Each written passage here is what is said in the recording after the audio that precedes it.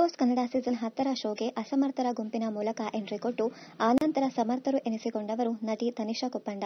ತನಿಷಾ ಅವರು ಗುಂಪುಗಾರಿಕೆ ಮಾಡಲಿಲ್ಲ. ತಮ್ಮ ಸ್ನೇಹಿತರು ತಪ್ಪು ಮಾಡಿದರೂ ಅದನ್ನ ನೇರವಾಗಿ ಹೇಳುತ್ತಿದ್ದರು ತನಿಷಾ. ಆ ಕಾರಣಕ್ಕೆ ಸ್ನೇಹಿತರಿಂದಲೂ ದೂರವಾದರು ಅವರು. ಬಿಗ್ ಬಾಸ್ ಶೋಗೆ ಕಾಲಿಟ್ಟ ದಿನದಿಂದಲೇ ತನಿಷಾ ಕುಪ್ಪಂಡ ಯಾವುದರಲ್ಲಿಯೂ ಮುಚ್ಚುಮರೆ ಮಾಡುತ್ತಿರಲಿಲ್ಲ. ನೇರ ಮಾತನಾಡುತ್ತಿದ್ದರು. ತನಿಷಾ ಅವರದ್ದು ಆರಂಭದಿಂದಲೂ ಜೋರು ಧ್ವನಿ. ಆ ಮೂಲಕವೇ ಹೆಚ್ಚು ಗುರುತಿಸಿಕೊಂಡರು. ತನಿಷಾ ಮಾತಿನ ಶೈಲಿಯ ಬಗ್ಗೆ ಅಪಸ್ವರ ಕೂಡ ಕೇಳಿಬಂದಿತ್ತು. ವರ್ತೂರ್ ಸಂತೋಷ್ ಜೊತೆ ಉತ್ತಮ ಬಾಂಡಿಂಗ್ ಬೆಳೆಸಿಕೊಂಡಿದ್ದರು ತನಿಷಾ. ಆದರೆ ಆಟ ಅಂತ ಬಂದಾಗ ವರ್ತೂರ್ ಸಂತೋಷ್ ಅವರನ್ನ ಎದುರಾಳಿಯನ್ನಾಗಿಯೇ ನೋಡುತ್ತಿದ್ದರು. ಬಿಗ್ ಬಾಸ್ ನೀಡುವ ಎಲ್ಲಾ ಟಾಸ್ಕ್ಗಳಲ್ಲಿಯೂ ತನಿಷಾ ಅತ್ಯುತ್ತಮವಾಗಿ ಆಡುತ್ತಿದ್ದರು. ವಿನಯ್ ಸೇರಿದಂತೆ ಯಾವ ಸ್ಪರ್ಧಿಗೂ ಅವರು ಮುಲಾಜ್ ನೋಡುತ್ತಿರಲಿಲ್ಲ. ಕೆಲ ವಾರಗಳ ಹಿಂದೆ ಬಿಗ್ ಬಾಸ್ ಮನೆಯ ಕ್ಯಾಪ್ಟನ್ ಆಗಿ ಮಿಂಚಿದ್ದರು ತನಿಷಾ. ಆಗಲೂ ಕೂಡ ತಮ್ಮ ಜವಾಬ್ದಾರಿಗಳನ್ನು ಯಶಸ್ವಿಯಾಗಿ ಅವರು ಪೂರೈಸಿದ್ದರು. ತನಿಷಾ ಕುಪ್ಪಂಡ ಬಿಗ್ ಬಾಸ್ ಮನೆಗೆ ಹೋದ ದಿನದಿಂದಲೂ ಅವರಲ್ಲಿ ನಾಯಕತ್ವ ಗುಣ ಕಾಣಿಸುತ್ತಿತ್ತು. ಆ ಕಾರಣಕ್ಕಾಗಿಯೇ ಎಲ್ಲದರಲ್ಲೂ ಅವರು ಮುಂದೆ ಇರುತ್ತಿದ್ದರು.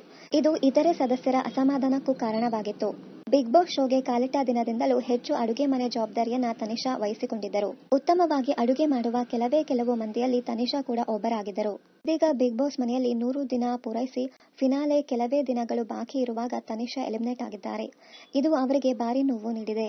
ಇನ್ನಷ್ಟು ಕನ್ನಡ ಧಾರಾವಾಹಿ, ಸಿನಿಮಾ ಹಾಗೂ ಬಿಗ್ ಬಾಸ್ ಕನ್ನಡ ಸೀಸನ್ 10ರ ಡೈಲಿ ಅಪ್ಡೇಟ್ಸ್ಗಾಗಿ ಚಾನೆಲ್ ಅನ್ನ ಸಬ್ಸ್ಕ್ರೈಬ್ ಮಾಡಿ. Thank you.